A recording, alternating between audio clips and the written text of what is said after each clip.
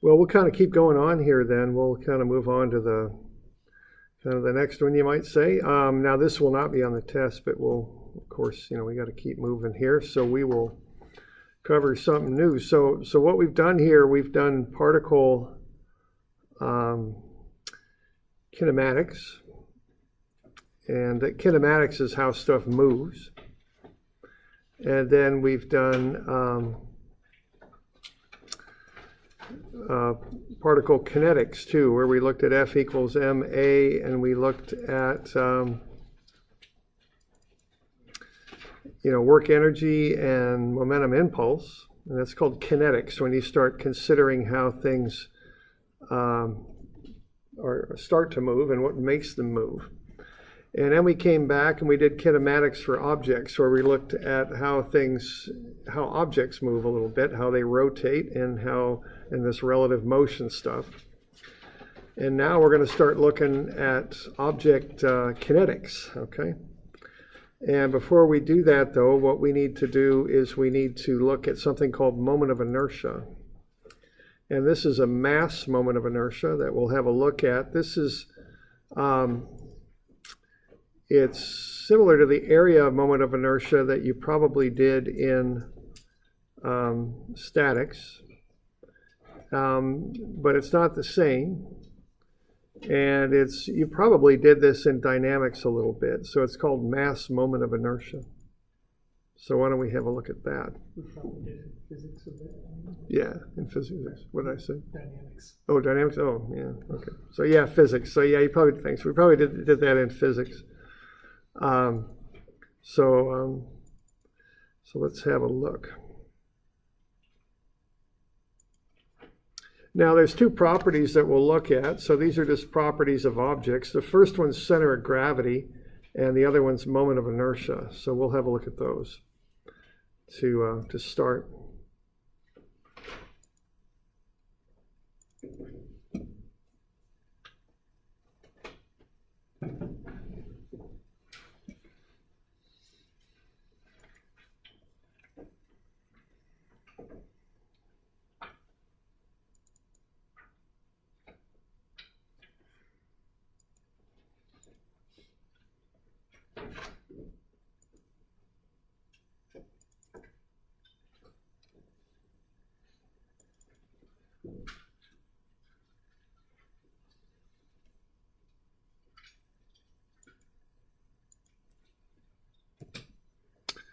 All right, a center of gravity is like the word center is right in there. It's the center of the object. It's the point about which you can balance the object.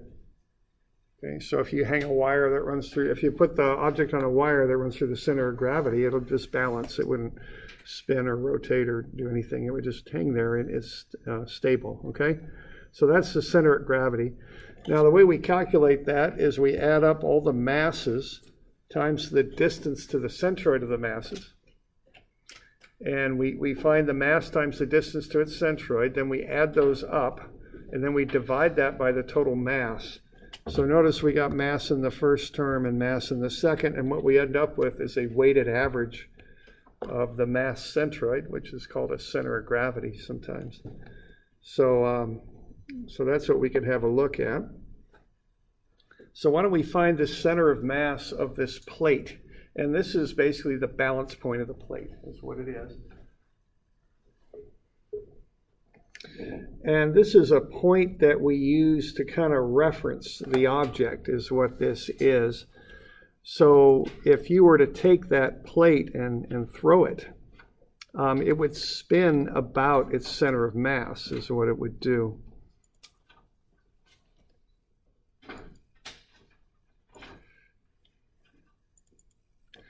So I don't know if they still have you doing physics projects here, if you do like a presentation and a paper and all that. You still doing that? Okay, so a couple years ago, one of my students did a project on center of mass.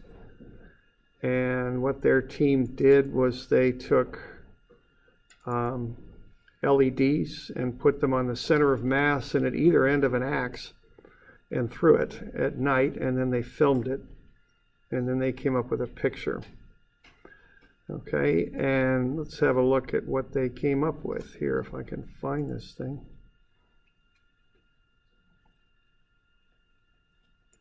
Here we go.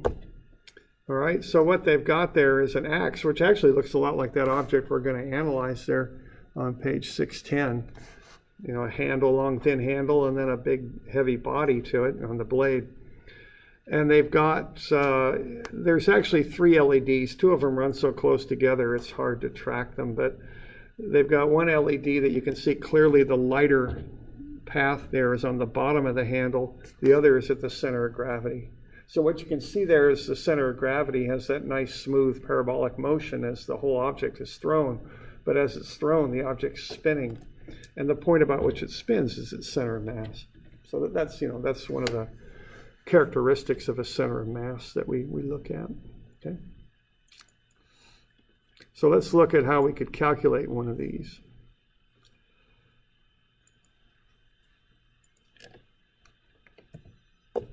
So here's our object. So what you're going to do here with this is you're going to find a reference point.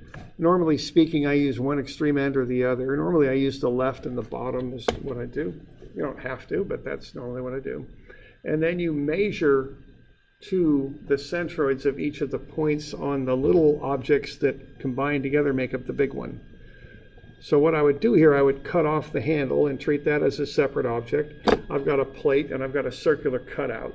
So I've got 3 different objects that when combined together make up the total. Notice you can do subtraction on this. So, you know, we could take this whole, this cutout out and call that like a maybe antimatter or something like that. I don't know, I'm being a little silly there, but that's the idea. It's something you cut out. Okay. The plate's 2 centimeters thick.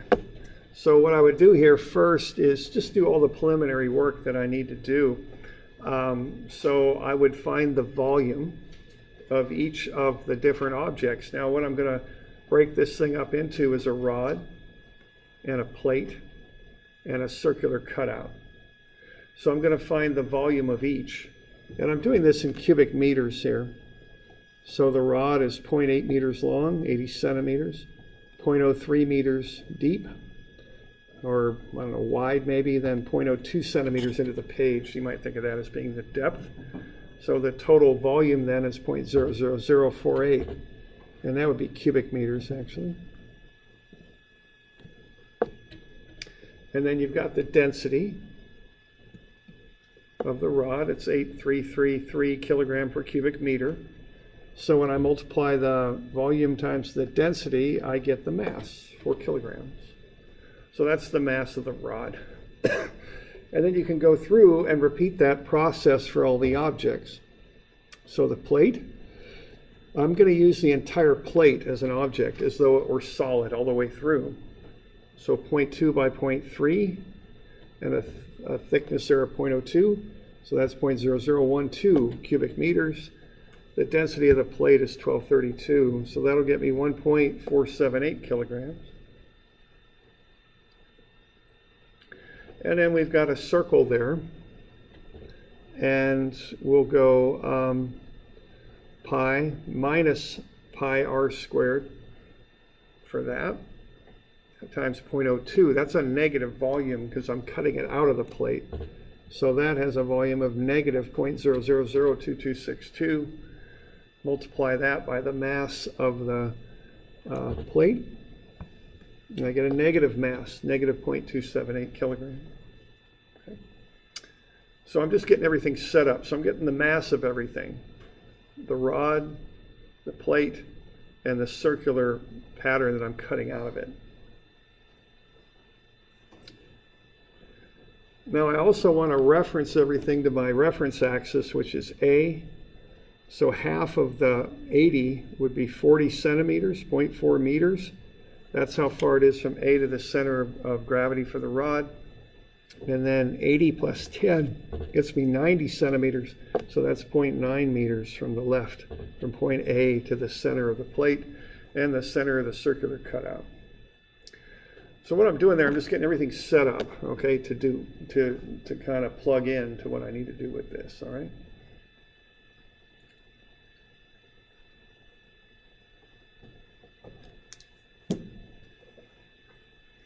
So we got any questions on that?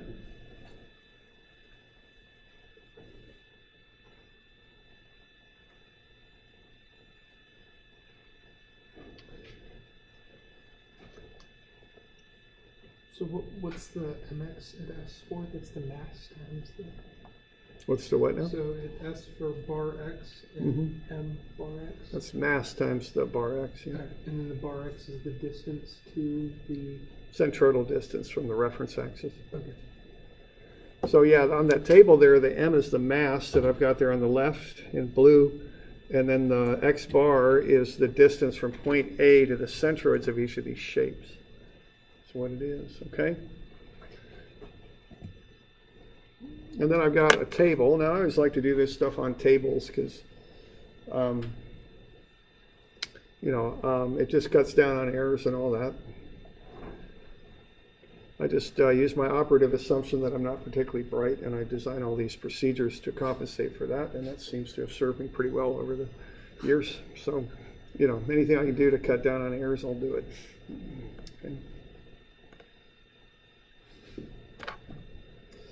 Okay, so off you go. So, and if you just kind of go through and get all the volumes and all those x bar distances, it's just a matter of filling in the table now. So we got the volume of the rod, we got its mass, and then we've got x bar, and then we've got m times x bar there, okay? And really, we've already done the volume, so I guess you don't really even need that column of the table, but, I just put it in there when I made this thing up. I've got the units up top, so I don't have to be putting them in every time. So cubic meters, kilograms, meters, and kilogram meters.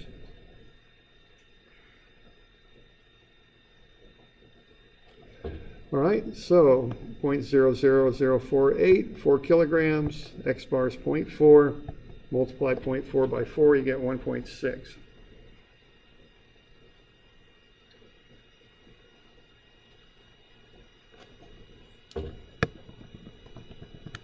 Okay, and you just repeat the process for all three.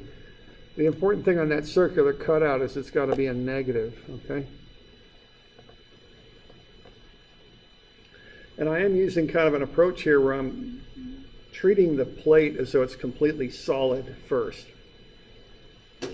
So the volume of an entirely solid plate that's 20 by 30 centimeters would be 0.0012. That would get me a mass of 1.478 kilograms. The centroidal distance from A over is 0.9, so I just multiply those two middle columns together, and I get mx bar, 1.33.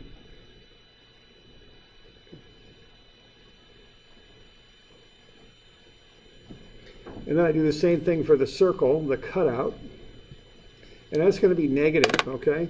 So negative 0.0002232 is the volume, so the mass is a negative 0.278. The x bar is 0.9, so negative 0.278 times 0.9 is negative 0.25.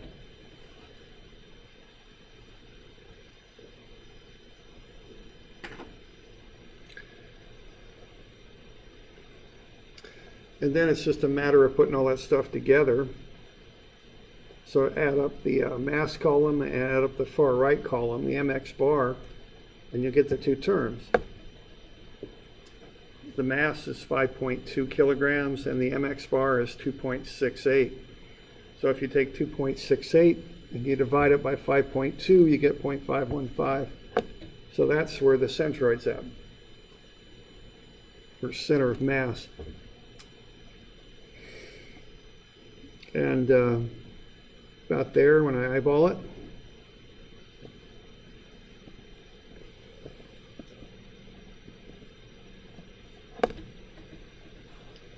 Okay. And so if you kind of held out your finger and balanced that thing on your finger, it would balance there. That's the balance point, okay? And if you threw it, that would be the point on it that has what we call translation, a nice smooth parabolic motion. Okay? So that's the center of mass. And again, I just like doing these tables. It just cuts down on errors. Okay.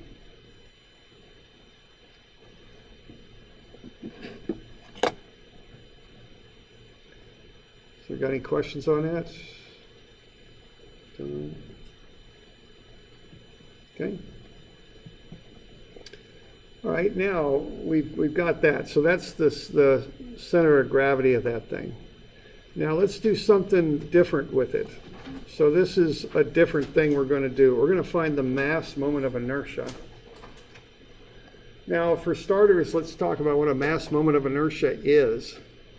In some instances, what we want to do is reduce the angular acceleration of an object. We don't want it to have a lot of angular acceleration.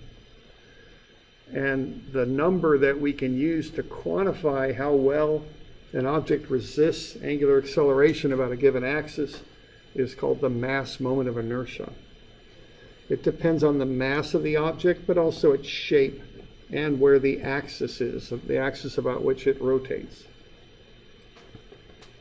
The fundamental definition of mass moment of inertia is the integral of r squared, which is the distance from the axis to the little areas that you're going to break the object into, times the mass of those areas, dm. So r squared dm. Okay? And then you integrate to add all those up. So there's r, there's dm. All right. Now, an example, it might sound odd to you that you want to reduce angular acceleration, and I don't know if I have a picture of this or no, but one instance where you might want to do it is in an engine. If you've got a 4-cylinder engine, when you're turning the crankshaft around, you're doing it with 4 discrete impulses. With a 4-cylinder engine, you've got the pistons that compress the fuel in the air mixture, spark plug fires, and they get a kind of a shot, an impulse. Well, you don't want the crankshaft jerking every time that happens. You want to smooth that motion out. So quite often on engines, they use flywheels. And the purpose of a flywheel is to have a high moment of inertia. Okay? And if you look at the classic shape on a flywheel, what you want to do with it, here's your R, you want them big and massive, but you also want to put the mass out away from the axis about which you're rotating, because the mass that's further out and away does you more good. It helps you more. So it's more efficient to make a flywheel if you can make it as big as possible and put that mass out away from the axis about which you rotate. Okay.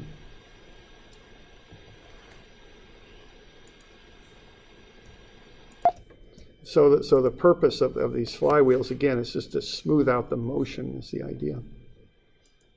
Okay. So let's do one with calculus, then we'll do some without, but let's start with one with calculus here. So let's just find the moment of inertia of this disk. Okay. And this is what they call the shell method, if you remember taking calculus 252. What you have to do when you're doing moment of inertia, you have to identify the axis about which you're rotating, which for us would be ZZ. So that thing's rotating in the horizontal plane about axis ZZ. We're going to take a shell here, which is just a round ring that surrounds that center axis, and we're going to lay it out flat. So what's going to happen then is we're going to have a dr for the thickness, and the length of the thing will be 2 pi r, which is the circumference. So the area of the shell then is 2 pi r dr. We got a 7 centimeter thickness, so the volume will be 2 pi r dr times 0.07. I'm going to stay in meters here. Take that times the 1800 kilogram per cubic meter density, and you get this term of 792 r dr. And then apply that moment of inertia formula. You square the radius and multiply it by the mass. Okay. So that's what we're up to there. So we're going to start integrating in the middle and work our way out to r. R is 0.12, so we're going to go from 0 to 0.12, and then we just keep the r squared term off of that moment of inertia formula, and then our dm is the mass of a shell, the 792 dr. And so then it's just a matter of evaluating that integral. So you integrate r squared, you get r cubed over 3.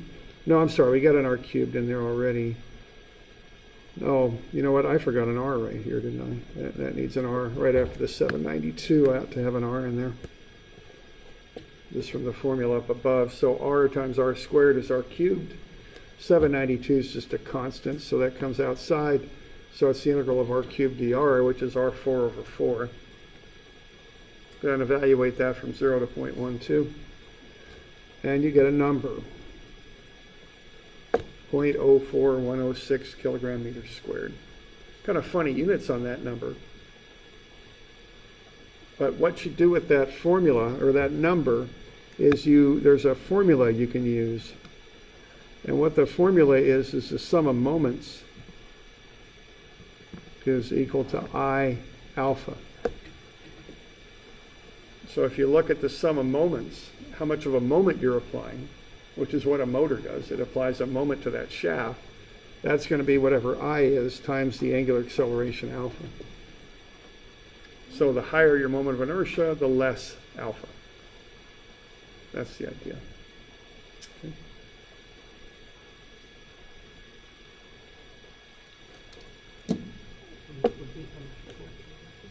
Yeah, right. Yeah, the moment would be the torque coming out of the engine, right? Okay. So that's the basics of how to do that with calculus. But, you know, especially out in industry, you know, people don't always like doing calculus all the time, so they get a table of moments of inertia.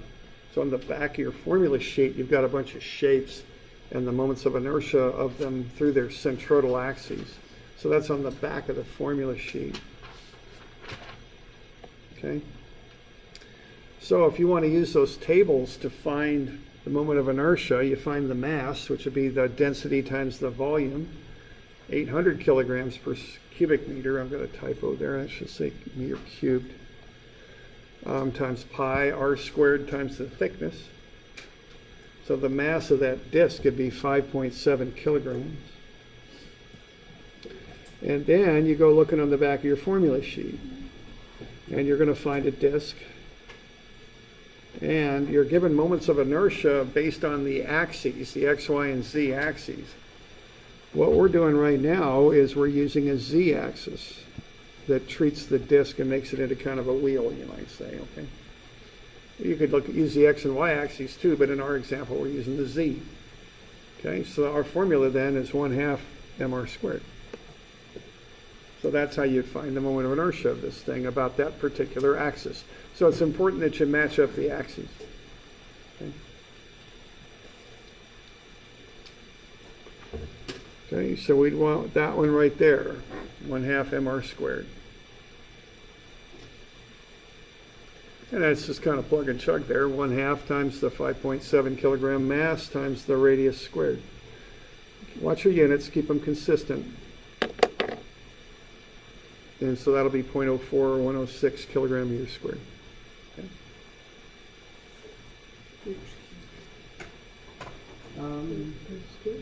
It's meters squared.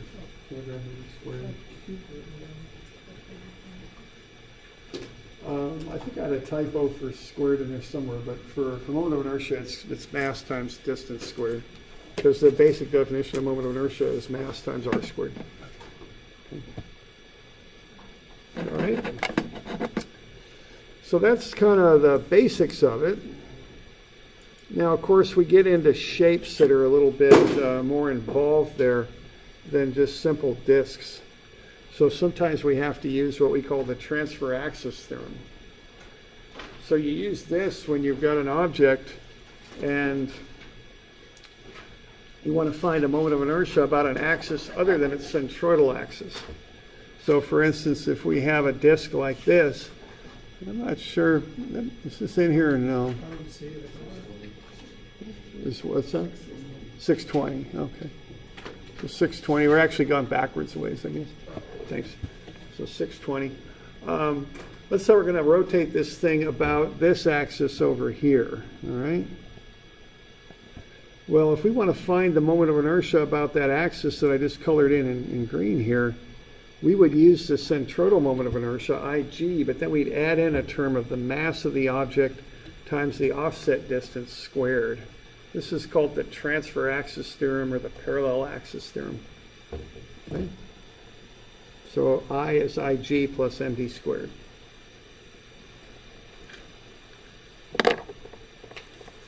And as an example of this, see, the axis is very important for your moment of inertia calculation. You know, the moment of inertia represents how hard it is to make something spin, how hard it is to make it have angular acceleration and rotate, or conversely, how hard it is to make it slow down. But, you know, if I have both of these and try and spin them, which one's harder to spin? Yeah. You just have an intuitive feel for that, don't you? I mean, I don't know why people do, but they do. And yeah, see, that's the same shape, same mass, same everything. But if you run the axis through the centroid, it's just easier to spin it because the weight's more concentrated around that centroid. If you kick the axis over, it's harder to make it spin. You've got more of an offset there. Okay?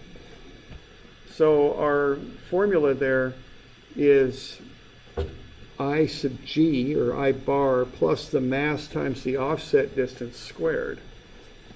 Okay? And I don't know if I have this in there or not. This is a slide that I use to when I'm doing statics, and I use the area moment of inertia. Here we're using the mass moment of inertia, so I've just substituted in m for mass everywhere here. But basically what the deal is the basic definition of moment of inertia is y squared dm. And if we apply that to a centroidal moment of inertia, if we offset to a parallel axis, instead of y now, we're going to have y plus this offset d. So we'll have y plus d squared dm. And if you FOIL out and square up, you know, y plus d quantity squared, you get y squared, d squared, and that middle term is 2 times d times y. Now that's not a calculus dy, that's a dy, or that's d times y. So the y squared dm, well, that's just the centroidal moment of inertia is all that is. The d squared dm is md squared, because the integral of dm is m. So what we're getting here is I bar plus md squared. This is where this formula comes from. The middle term, you've got d times y, and you're going to do y dA. Well, that integral of y dA now, that's still based on these y's here. Every y dA on the top of the centroidal axis is balanced by 1 on the bottom. So that'll just zero out, because part of your y dAs will be positive and the other half will be negative, so they cancel out. So that's where this formula comes from. Okay. It's called the transfer axis theorem. Okay. So for example, if we take that disk that we were just dealing with its moment of inertia of 0.04106, and let's say instead of looking at that axis through the centroid, we're going to put an axis on the edge there and make it rotate about that axis. So we've got an axis right here, and we want to know how hard is it going to be to make that thing rotate about that axis. So if we pull on that thing like so, and we want to know how hard it's going to be to make it rotate, part of that calculation there would be the moment of inertia. So what we do, we'd find Ig plus md squared. Okay. Ig we've already got. We've got the mass. We just need the d distance. Right there, half of 24 would be 12 centimeters.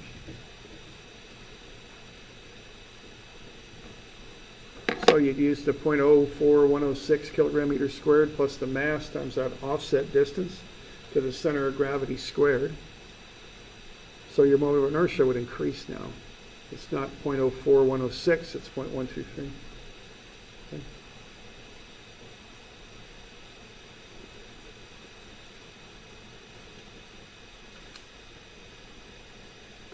So that's basically how that transfer axis theorem works.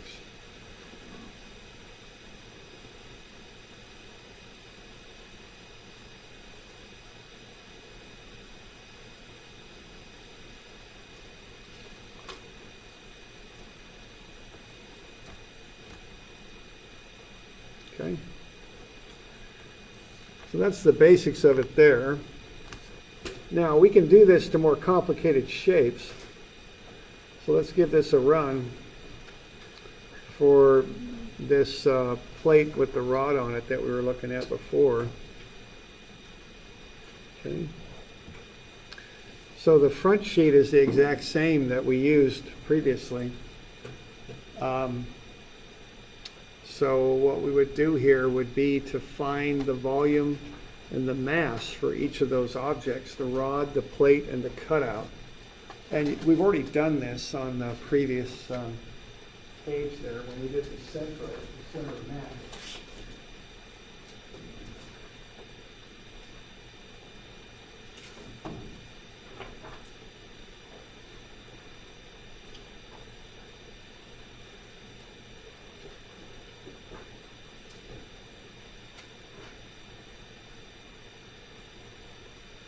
So we did that on page 6. So I don't know what we did. 610 we did it. And now we've got the exact same object, so we'll need that exact same data on 640.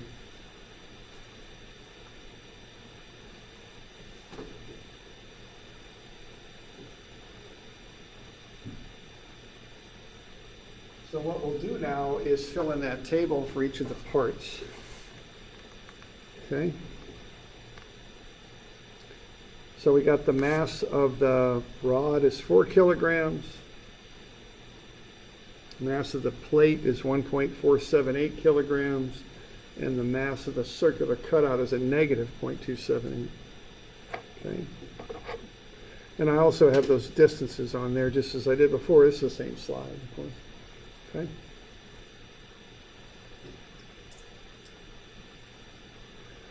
All right, now what I want to do is find these moments of inertia about the center of gravity for each one of these objects.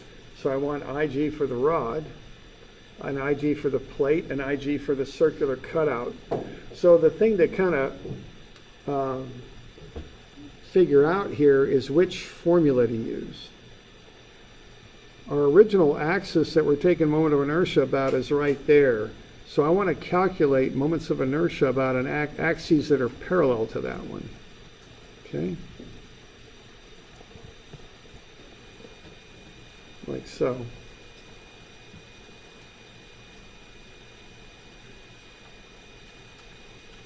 So I can find IG for the rod, IG for the plate, and IG for the circular cutout using those axes. So for the rod, what I'm going to do, I could use either IGX or IGY. Okay, so that's 1/12 ml squared. Now for the plate and for the circular cutout, what I'm doing there, I'm coming out parallel to the large surface, parallel to the circular surface here, and parallel to that big rectangular surface. So IGZ is the formula I would use for that circular cutout, because the z-axis is parallel to the circular surface, or perpendicular to the circular surface, normal to it. Okay. Same thing here. I want IGZ because the z-axis is perpendicular to the flat, big rectangular surface. So even though those axes may not line up perfectly, you want to pick the ones that off the table that match the configuration you've got for your problem. Okay. So for the plate and the circle, you want IGZ, because the z-axis in both of those is normal to that flat surface as it is right there. See? Even though on my problem, the axis is pointing a different direction than it is on the table. And then what did we choose for the rod? You could use either IGX or IGY. Don't use IGZ though, because that runs right down through the length of the rod. Okay. So you can run those numbers then and get IG for each one of those shapes. So for the rod, it's 1/12 ml squared. For the plate, it's 1/12 mass times A squared plus B squared. And for the circular cutout, it's 1/2 mr squared. So you can plug all those in. Remember that your IG for the circular cutout should be negative because it's a cutout.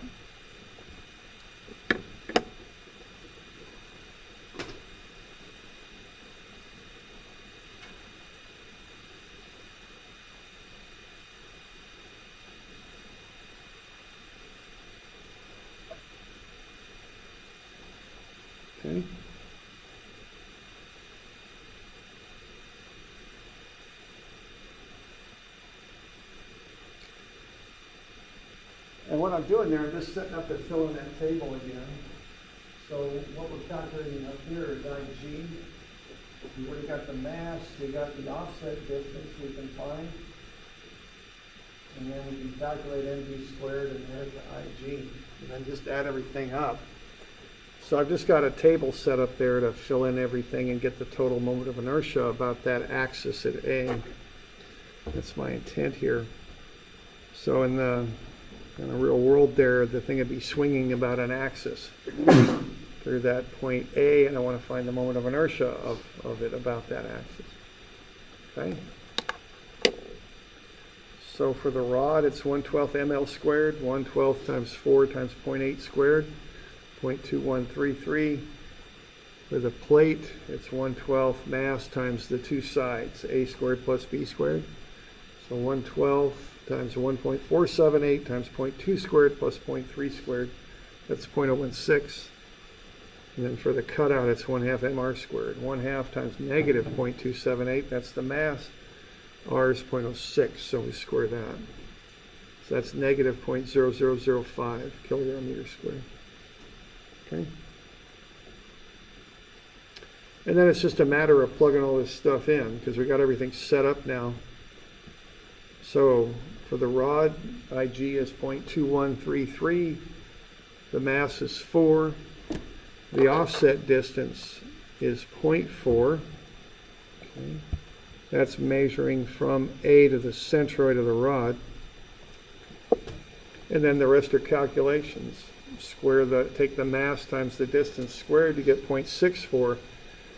Add that to this column over here. So you end up adding the mv squared and the IG together and get the total moment of inertia of that particular shape about point A.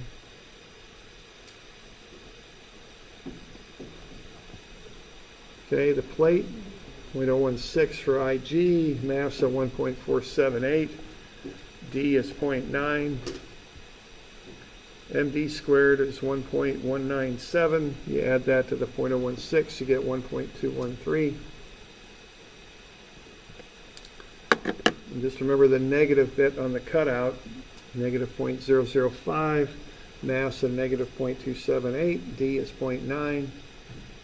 Negative 0.278 times 0.9 squared is negative 0.2252. And put on the extra negative 0.0005, you get negative 0.2257. Okay.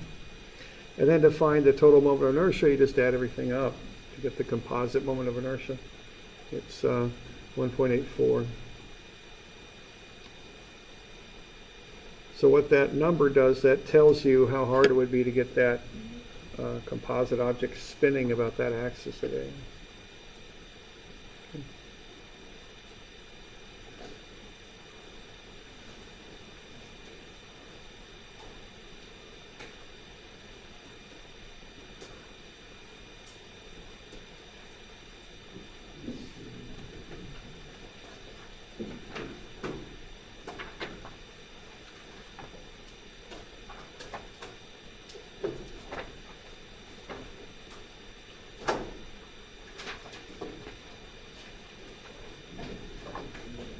Get you some of these to be doing.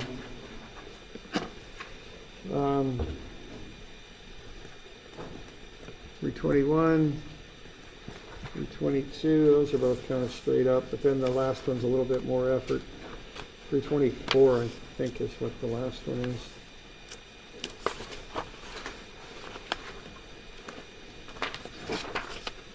Yeah, 324. I might make these do that Friday. Maybe we'll cover them Wednesday after the test. It's the 25th, I think, Friday. Okay. All right, well, if you got questions on that test review, just have a look at the thing over the weekend. If you got questions, we'll take them on Monday. Okay.